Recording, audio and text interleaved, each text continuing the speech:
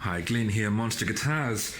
So, now that I've pretty much wrapped up the series about making this guitar from what some might have thought of as junk timber, the videos are going to hop back in time, because while I was working on this guitar, and before the workshop was as organized as it is now, I was working on a couple of other projects as well, off and on. I tend not to be able to focus. I won't apologize, it's just me. And so I'm going to hop back to those now. So without any further ado, let's go.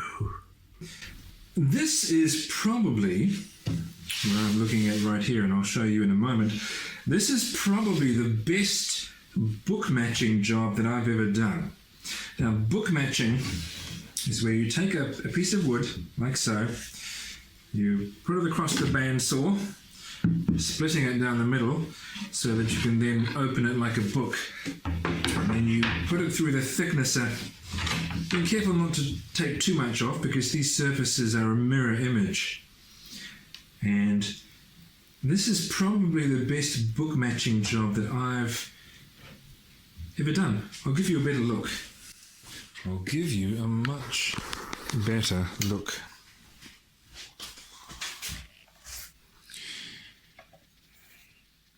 The camera's not doing it justice, I can see that. I don't know that I can set up the lighting to do that. It's because of that white table, I think, that's interfering with things. But trust me, it looks really good. And when you've got a good book match like that, you've got a choice now. You decide how you want to match it, because it will be a mirror image either way. So I could match it like that, with those straighter lines in the middle and the circles on the outside with those cracks. Those cracks will be filled with something. I wouldn't worry about those. I mean, that looks good. Or I could do it more like that. You'll notice these pieces aren't perfectly rectangular. It's narrow on that side and wider on that side, which is perfectly fine.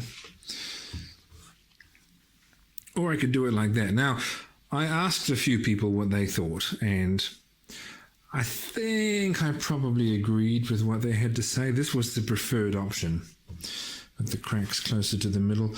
There may be some advantages in doing that too, because it would be better if those cracks were not near the edge of the guitar body.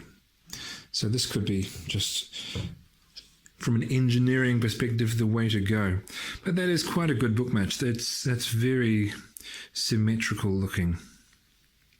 So I'm going to go ahead and glue this up like so, and I'll show you what I'm making with it soon. In fact, I'll tell you now, it's going to be another guitar in the shape of the Fender Toronado, just because I really like that shape, basically, and because all of the Toronado shaped guitars that I've made thus far have been just a body with no top on them, which is what the original Fender Toronado was. This one's going to have a top, so it'll be a little bit different.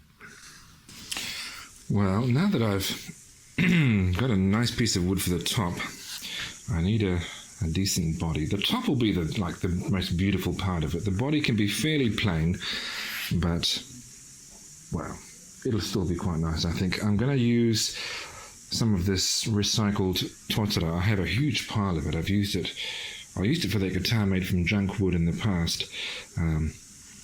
That wood that used to be part of somebody's shed.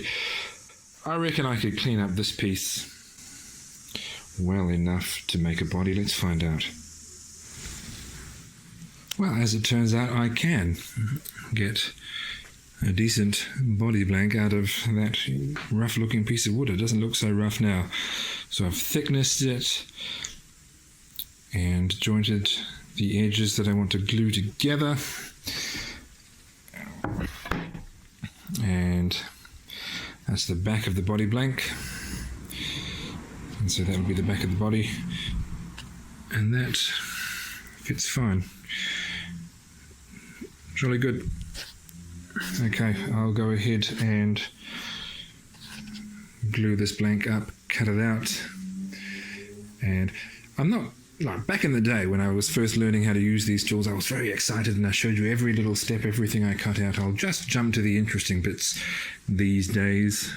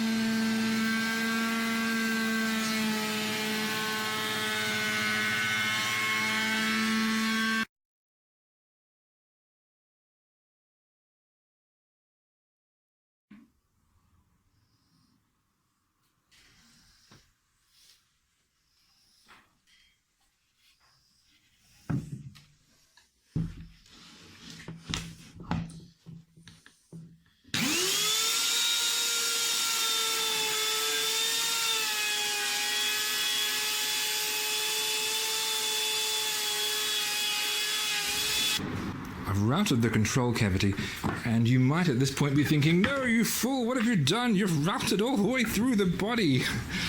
That was not an accident. It would be quite a spectacular accident if it was. No, that's quite all right. I intended to do that.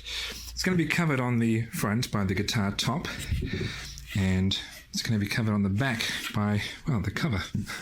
The cover for the control cavity. So that was purely intentional. Okay. Although I never have actually done it that way before. I've always, in cases where there was a top on the guitar, I'm thinking of the Flame, the red one, I put the top on, and then I did the routing from behind, and it was on that guitar when I got all the way through from behind to where it needed to go, I thought, you know, this would have been a bit easier if I'd just made the holes in the body before I put the top on. So that's what I've done this time.